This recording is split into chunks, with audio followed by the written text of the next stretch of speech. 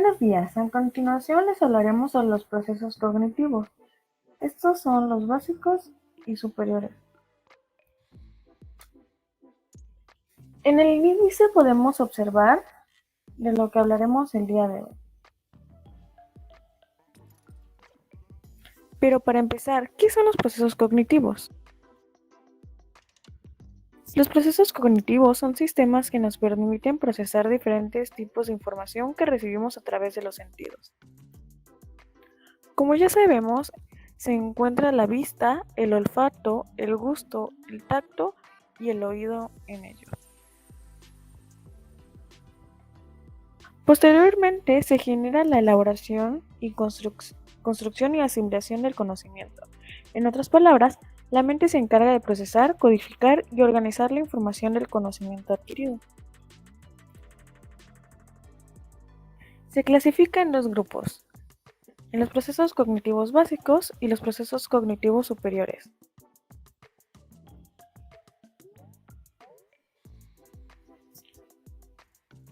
Primero se deben desarrollar las funciones básicas para posteriormente adquirir las superiores.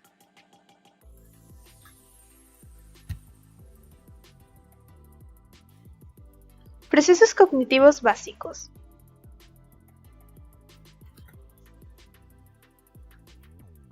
Las funciones cognitivas básicas son aquellas que nos permiten realizar tareas de nuestro día a día.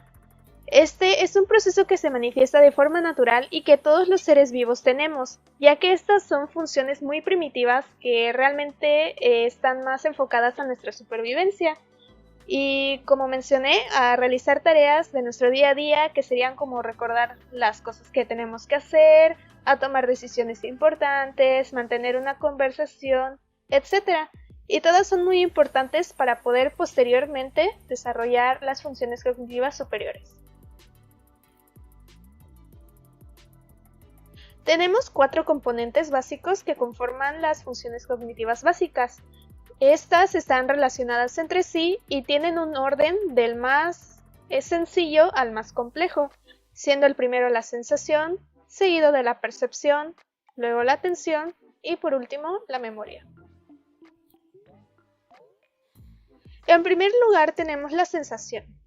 En esta función se registra la información a través de los sentidos, como son la vista, el olfato, el gusto, el tacto y el oído. Y bueno, realmente se refiere al proceso por el cual nuestros sentidos detectan ciertos estímulos de nuestro entorno, como serían la luz, el sonido, tal vez un olor, un aroma o un sabor, por ejemplo. Cuando vemos una manzana roja en la mesa, lo que detectan nuestras células sensoriales de los ojos es la luz reflejada por esta manzana, y esa información es transmitida a nuestro cerebro. Por ello es que con sensación nos referimos a lo más básico, que es la captación de la información de nuestro entorno. Continuamos con la percepción. En esta fase lo que ocurre es que se interpreta la información que previamente nuestros sentidos han recogido. Y bueno, lo que se logra ya en esta etapa es interpretar y dar sentido a esta información o bueno, a estas sensaciones que se han recogido. Implica organizar y comprender esta información sensorial para poder crear una representación mental del mundo que nos rodea. Por ejemplo, continuando con lo de la manzana, una vez que ya se recibió esta información, el cerebro lo utiliza para poder reconocer que estamos viendo una manzana y así podemos determinar su color o su forma y así también como entender que estamos hablando de algo que es comestible. Entonces tenemos la atención. Ya para esta etapa lo que tenemos es la concentración selectiva en determinada información y esta es requerida para poder lograr metas. Entonces, con atención nos referimos a, digamos, la capacidad de enfocar nuestra mente ya en un estímulo más específico y poder procesarlo mientras que se ignoran otros. Entonces, es esencial para seleccionar y priorizar información relevante. Un ejemplo de esto es cuando estamos leyendo un libro. Nuestra atención claramente está enfocada en las palabras y las ideas del texto que tenemos. Y mientras tanto, estamos ignorando, por ejemplo, los sonidos de fondo o tal vez otros estímulos que no nos importan en ese momento. ¿Por qué? Porque nuestra atención está enfocada en la actividad que estamos haciendo en el momento. Y por último, tenemos la memoria, la cual es el proceso que nos permite almacenar la información pasada y así poder utilizarla a futuro. Y esto implica la retención y recuperación de información previamente aprendida o experimentada. Se incluye la memoria a corto plazo, que es la temporal, y la memoria a largo plazo, que es la permanente. Y como ejemplo, si aprendemos el nombre de una persona, nuestra memoria a corto plazo nos va a ayudar a poder recordarlo temporalmente, digamos, cuando recién la estamos conociendo. Pero si con el tiempo seguimos interactuando con esta persona y se hace nuestro amigo, pues esa información ya no va a estar en la memoria a corto plazo, sino que pasa a la de largo plazo y podemos recordar su nombre por mucho más tiempo. Y bueno, todas estas funciones cognitivas básicas van a trabajar juntas para poder ayudarnos a comprender y así adaptarnos a nuestro entorno. Y resumiendo, la sensación nos va a proporcionar los datos del mundo exterior. Posteriormente la percepción los organiza y les da un significado. La atención nos va a permitir enfocarnos en lo que es importante en este momento y para que por último la memoria nos permita retener y recuperar la información importante a lo largo del tiempo.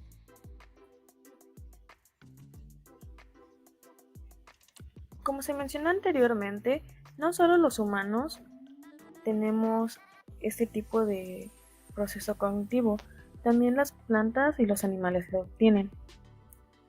En un ejemplo podemos ver en las épocas, cuando se está acercando las épocas de lluvia, las plantas se entran en un proceso para protegerse de esa posible amenaza. Por ejemplo, llegan a cerrar sus pétalos si tienen flores. En la estación, las hojas son el lugar conocido donde se encuentran los receptores.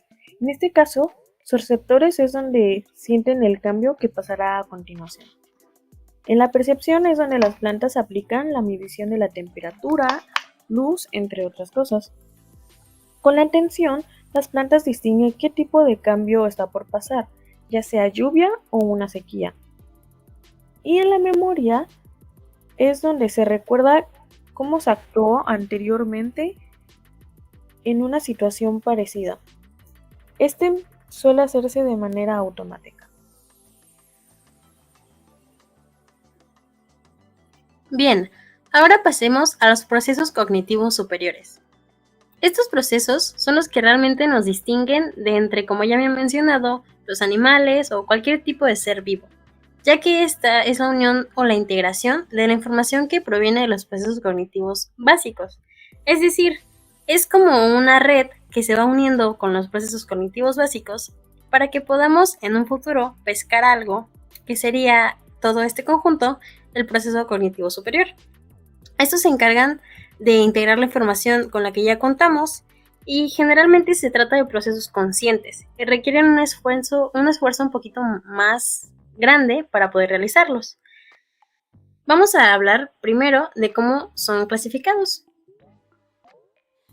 Principalmente está la inteligencia, el lenguaje y el pensamiento. Comencemos con la inteligencia. La inteligencia es esa habilidad que permite a uno aprovechar al máximo las cualidades y aumentar el rendimiento. Es decir, es un grado supremo de desarrollo cognitivo. Con esta habilidad tenemos la capacidad de resolver problemas, de pensar de manera abstracta, de comprender ideas complejas o aprender de la experiencia. Y no solamente se entiende por la inteligencia que sería como matemática. Antes o tradicionalmente se le daba una importancia mayor a esta inteligencia, pero realmente la inteligencia es algo más extenso que solo eso. Son muchas habilidades que nos ayudan diariamente a resolver los problemas de la vida cotidiana. Después tenemos el lenguaje. El lenguaje es la representación del pensamiento mediante gestos, palabras o escritos. Podemos principalmente entender el lenguaje como aquello que hablamos, pero no es del todo cierto. El lenguaje se puede dividir en bastantes cosas. Es la capacidad para que nosotros imitamos y comprendamos distintos tipos de sonidos y palabras que vienen del exterior, en combinación con un número grande de frases, letras, que con una finalidad o un objetivo, ya sea al entendernos o comunicarnos. Existe algo que se llama lenguaje verbal, y vamos a dar un poco un ejemplo. Cuando una persona está dando una presentación o algo así como algo como una conferencia, no solamente va a utilizar el lenguaje con palabras, también va a utilizar el lenguaje corporal. Por ejemplo, utilizará las manos para expresar cierta frase que quiera dar a entender, o utilizará los gestos para que se entienda la emoción que está sintiendo. Y con todo esto, las personas que estén escuchando podrán entender del todo el mensaje que quiere dar.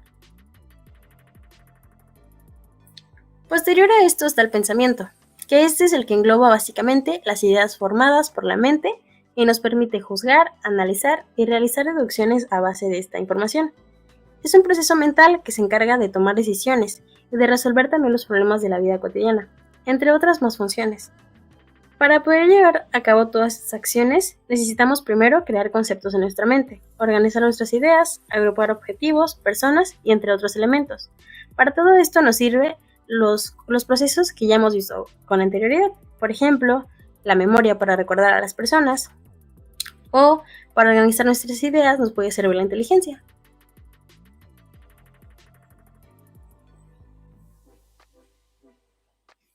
Otro ejemplo podría ser cuando estamos viendo una obra de teatro. Con la inteligencia sabemos que lo que está sucediendo es actuado. No tenemos ningún problema con esto, no nos confundimos en algún momento o no nos tomamos a pecho alguna cosa que puedan llegar a decir. Como ejemplo, en una comedia. Podemos prestar nuestra atención para entender la historia y con el lenguaje podemos comunicarle a otras personas cómo nos va pareciendo la obra, ya sea buena o mala. Incluso hay algunos sitios de internet donde podemos dejar algún tipo de reseña. Y con el pensamiento podemos deducir el cómo acabará la historia de la obra o realizar nuestras hipótesis.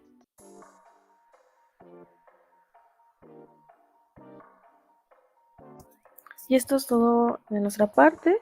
Muchas gracias por atención y espero que les haya gustado.